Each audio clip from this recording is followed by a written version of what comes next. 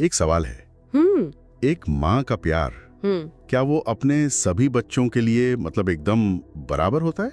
अच्छा, ये तो बहुत गहरा सवाल है। या फिर जो बच्चा थोड़ा कमजोर होता है ना, जिसे ज्यादा जरूरत होती है, क्या माँ का दिल उसकी तरफ स्वाभाविक रूप से थोड़ा ज्यादा नहीं झुक जाता?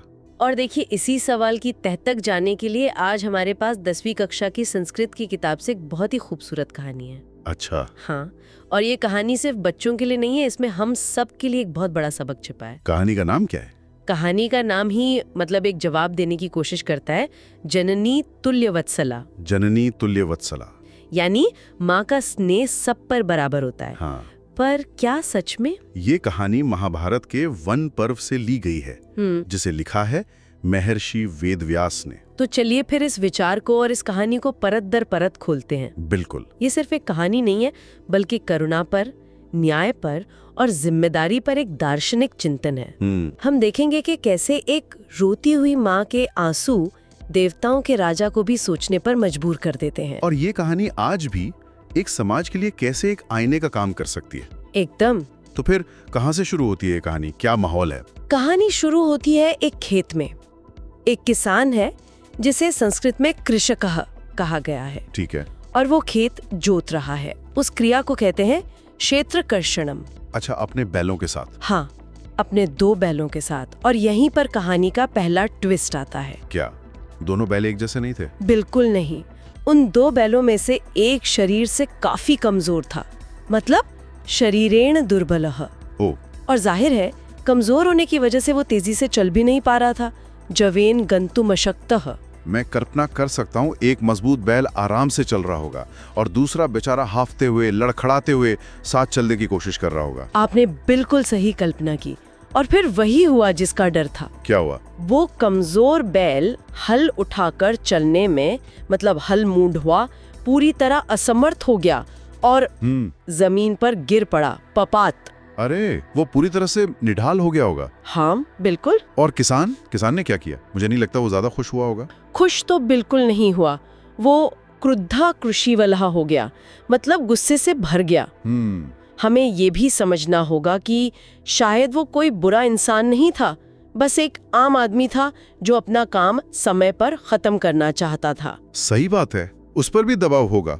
उसकी फसल, उसकी आमदनी सब जुताई पर ही तो टिकी थी। बिल्कुल। तो जब बैल गिरा तो उसका गुस्सा फूट पड़ा। उसने उस गिरे हुए बैल को उठाने की बहुत कोशिश की, लेकिन बैल उठ नहीं सका। नहीं, वो उठ ही न सका। ये तो बहुत दुखद है। एक तरफ एक बेबस जानवर, दूसरी तरफ एक मजबूर इंसान। लेकिन कहानी में कोई दिव्य मोड़ भी है ना? हाँ, और यहीं से कहानी जमीन से उठकर आसमान तक पहुंच जाती है। कैसे? इस पूरी घटना को धरती पर देख रही थी सभी गायों की माता, सर्वधेनु नाम मातो, सुरभि। और अपने बेटे की ये हालत देखकर उनकी आंखों से आंसू, नेत्राभ्याम अश्रुणी बहने लगे। एक मिनट, ये सुरभि कौन है? मतलब कोई आम गाय है? नहीं, बिल्कुल नहीं। सुरभि एक दिव्य हस्ती है, देवलोक में रहने वाली कामधेनु, जो हर इच्छा पूरी कर सकती हैं। वो मातृत्व का एक तरह से कहें तो एक कॉस्मिक एम्बॉडीमेंट है। अच्छा। और जब उनकी जैसी हस्ती रोती हैं, तो देवताओं का ध्यान जाना तो लाजमी है। उनके आंसू देखकर देवताओं के राजा सुराधिपः इंद्र हैरान हो गए और उनके पास आए। और इंद्र ने उनसे क्या पूछा? वो तो तर्क और शक्ति के प्रतीक हैं। इंद्र का सवाल बहुत ही तार्किक था, लगभग एक मैनेजर जैसा। हाँ, उन्होंने पूछा, अयि शुभे किमेवं रोधिषि उच्चताम, यानी हे शुभे, इस तरह क्यों रो रही हो, बताओ तो सही। उनको ये बात समझ नहीं आई होगी। बिल्कुल नहीं। उन्होंने आगे कहा कि तुम्हारे तो हजारों पुत्र हैं, सहस्त्राधिकेषु पुत्रेषु। हजारों? हाँ, तो फिर एक के दुख में इतना परेशान होने की क्या जरूरत है? ये तो एक छोटा मोटा नुकसान है। वाह, एक तरफ एक माँ का दिल है जो अपने एक बच्चे के दर्द से टूट रहा है, और दूसरी तरफ इंद्र का तर्क है जो कह रहा है कि बड़ी पिक्चर देखो। ये तो भावनाओं और तर्क की सीधी टक्कर है। बिल्कुल। और इसी टक्कर का सुरभि जो जवाब देती है, वही इस पूरे पाठ का दिल है। क्या कहती हैं वो कहती हैं, भो वासव पुत्रस्य दैन्यम दृष्ट्वा अहम रोदिमि। इसका मतलब? हे इंद्र, मैं अपने पुत्र की दीनता, उसकी कमजोरी और लाचारी देखकर रो रही हूँ। उन्होंने ये नहीं कहा कि किसान उसे मार रहा है, बल्कि ये कहा कि वो उसकी दीनता देखकर रो रही हैं। हाँ, ये बहुत बड़ा फर्क है। बहुत बड़ा। वो आगे समझाती हैं कि वो बैल बड़ी मुश्किल से कृच्छ्रेण जुए का भार ढो रहा है। वो दूसरे ताकतवर बैल की तरह आसानी से जुआ नहीं ढो सकता। और फिर वो उस श्लोक को कहती हैं जो इस पाठ का सार है, जो मातृत्व के एक नए नियम को स्थापित करता है। अच्छा, वो क्या श्लोक है? वो कहती हैं, यदि पुत्र सहस्रम में वात्सल्यम सर्वत्र सममेव में दीने च तन्ये देव प्रकृत्याभ्यधिका कृपा। इसे थोड़ा आसान भाषा में समझाएंगे? इसका मतलब है, हे देव, यद्यपि मेरे 1000 पुत्र हैं और सभी पर मेरा स्नेह, मेरा वात्सल्य बराबर ही है। ठीक है, यहाँ तक तो पुलिवत्सला वाली बात है। हाँ, वो कहती हैं कि ऐसा नहीं है कि मैं किसी से कम प्यार करती हूँ, लेकिन जो पुत्र दीन या कमजोर है उस पर मेरी कृपा, मेरी करुणा स्वाभाविक रूप से, मतलब प्रकृत्या, अधिक हो जाती है। वाह, तो ये प्यार को तोलने की बात नहीं है, ये पक्षपात नहीं है। नहीं। वो कह रही हैं कि प्यार का सागर तो सबके लिए बराबर है, लेकिन करुणा की लहरें उस किनारे पर ज्यादा टकराती हैं जहां जमीन सूखी हो। आपने बहुत खूबसूरती से कहा। मैंने इस तरह से कभी नहीं सोचा था। ये न्याय की परिभाषा को ही बदल देता है। आमतौर पर हम सोचते हैं कि न्याय का मतलब है सबको बराबर मानना। हाँ, लेकिन सुरभि कह रही हैं कि सच्चा न्याय सबको बराबर मानना नहीं, बल्कि सबको वो देना है जिसकी उसे जरूरत है। ये प्यार का बंटवारा नहीं, बल्कि ध्यान का सही आवंटन है। लेकिन एक सवाल उठता है, क्या इसे पक्षपात नहीं कहा जा सकता?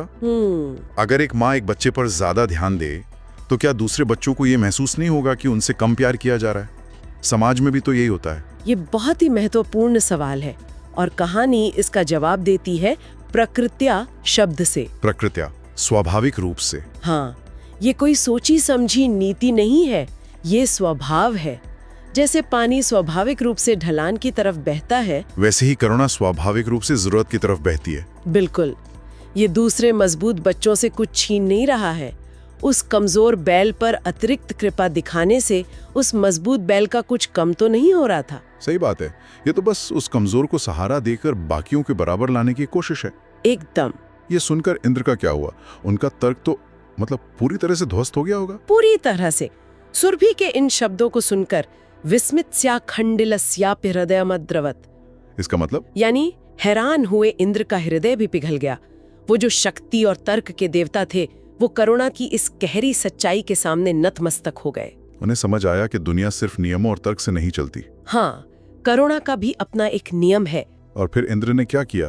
क्या उन्होंने किसान को कोई सजा दी? नहीं, उन्होंने कुछ ऐसा किया जो कहीं ज्यादा सुंदर और प्रभावशाली था। क्या? इंद्र ने अपनी शक्ति का इस्तेमाल किया, लेकिन दंड देने के लिए नहीं, बल्कि राहत पहुंचाने के लिए।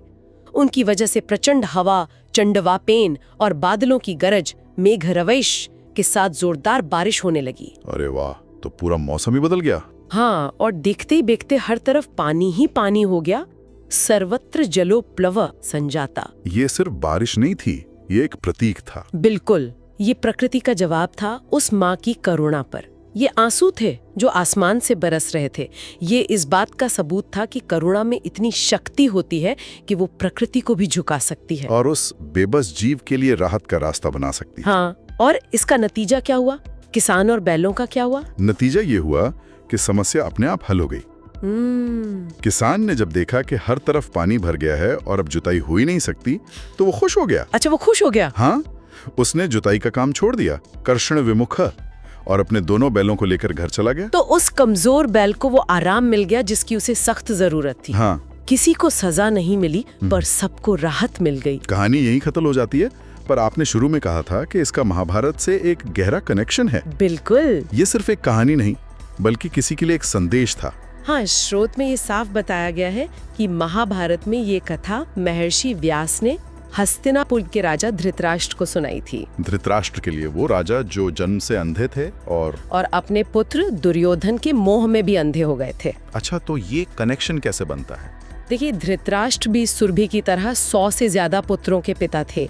100 कौरव और 5 पांडव। हाँ? वो हमेशा कहते थे कि वो पांडवों से भी उतना ही स्नेह करते हैं, लेकिन असल में उनकी अधिक कृपा किस पर थी? अपने पुत्र दुर्योधन पर। हाँ, जो पहले से ही शक्तिशाली था, हठी था और अन्याय के रास्ते पर था। तो व्यास असल में धृतराष्ट्र को ये कहानी सुनाकर एक आईना दिखा रहे थे। हाँ, वो कह रहे थे, हे राजन, आप सुरभि का नियम उल्टा लागू कर रहे हैं। उल्टा? सुरभि की अधिक कृपा उस पर थी जो दीन यानी कमजोर था, और आपकी अधिक कृपा उस पर है जो पहले से ही सबल और अहंकारी है। वाह! आप अपने राज्य के कमजोर हिस्से यानी पांडवों को सहारा देने की बजाय उन्हें और प्रताड़ित होने दे रहे हैं।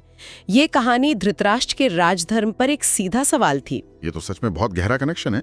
इस कहानी ने अचानक एक बहुत बड़ा राजनीतिक रूप ले लिया। बिल्कुल, और शायद इसीलिए माँ के महत्व पर कुछ और श्लोक भी दिए गए हैं इसी विचार को मजबूत करने के लिए। हाँ, मनुस्मृति का एक बहुत प्रसिद्ध श्लोक है ना जी। उपाध्यायान दशाचार्य आचार्याणम शतम पिता सहस्रम तु पितृन माता गौरवेणा तिरिच्यते। इसका मतलब यह है कि एक आचार्य 10 उपाध्यायों से, एक पिता 100 आचार्यों से, लेकिन एक माँ का गौरव 1000 पिताओं से भी बढ़कर होता है। एकदम सही। और वेदव्यास का भी एक श्लोक है, नास्ति मात्र समाछाया। हाँ, नास्ति मात्र समाछाया, नास्ति मात्र समम त्राणम, नास्ति मात्र समम प्रियम। यानी माता के समान कोई छाया नहीं, कोई रक्षक नहीं, और माता के समान कोई प्रिय नहीं। ये सारे श्लोक भारतीय संस्कृति में माँ के उस पद को स्थापित करते हैं जो सिर्फ जन्म देने वाली नहीं बल्कि करुणा और रक्षा का सबसे बड़ा प्रतीक है। बिल्कुल। स्रोत में गाय के महत्व का भी जिक्र है। कामधेनु और राजा दिलीप की कहानी, क्या उसका भी इसी थीम से कोई लेना देना है? हाँ, उसका भी है। भारतीय संस्कृति में गाय को सिर्फ एक पशु नहीं बल्कि पोषण और निस्वार्थ सेवा का प्रतीक माना गया है। कामधेनु की पुत्री नंदिनी की सेवा राजा दिलीप इसलिए करते हैं ताकि उन्हें संतान का सुख मिले। अच्छा। यानी मातृत्व के प्रतीक की सेवा करने से ही मातृत्व का सुख मिलता है। ये सब विचार उसी एक केंद्र से जुड़े हैं, करुणा, पोषण और निस्वार्थ स्नेह। तो अगर हम इस पूरी चर्चा को समेटें तो जननी तुल्य वत्सला की ये कहानी हमें ये सिखाती है कि सच्चा स्नेह सिर्फ समानता का ढोंग करने में नहीं है बल्कि जरूरत के समय दिखाई गई अतिरिक्त करुणा में है। ये समानता का एक ज्यादा विकसित, एक ज्यादा मानवीय रूप है। और ये सिद्धांत सिर्फ एक माँ बच्चे के रिश्ते तक ही नहीं रुकता है ना? नहीं, बिल्कुल नहीं। ये एक नैतिक दिशा सूचक है। ये हमें बताता है कि एक समाज को, एक सरकार को, एक लीडर को अपने सबसे कमजोर सदस्यों के प्रति कैसा व्यवहार करना चाहिए। करुणा का झुकाव हमेशा उस ओर होना चाहिए जिसे उसकी सबसे ज्यादा जरूरत है, न कि उसकी ओर जो पहले से ताकतवर है। ये कहानी हमें ये भी याद दिलाती है कि कमजोर होना कोई शर्म की बात नहीं है। हाँ। और जो कमजोर है उसे अधिक सहानुभूति और समर्थन का अधिकार है। ये उसका हक है, कोई भीख नहीं। और अंत में ये भी कि करुणा में बहुत बड़ी शक्ति है। ये सिर्फ एक अच्छी भावना नहीं है, ये एक एक्टिव फोर्स है। जैसे सुरभि के आंसुओं ने इंद्र का दिल पिघला दिया और प्रकृति का मिजाज बदल दिया, वैसे ही हमारी करुणा भी बड़े बड़े सिस्टम और हालातों को बदल सकती है। बिल्कुल। तो इस चर्चा को हम एक विचार के साथ समाप्त करते हैं। सुरभि की करुणा ने इंद्र को प्रभावित किया और उस बैल के लिए राहत ला दी। जरा सोचिए, अगर हम सब अपने आसपास के दीन या किसी भी रूप में कमजोर लोगों के प्रति, चाहे वो हमारे परिवार में हो, हमारे ऑफिस में या हमारे समाज में, हाँ, अगर हम उनके प्रति थोड़ी अधिक कृपा दिखाना शुरू कर दें तो हम अपने आसपास की दुनिया में कितना बड़ा सकारात्मक बदलाव ला सकते हैं।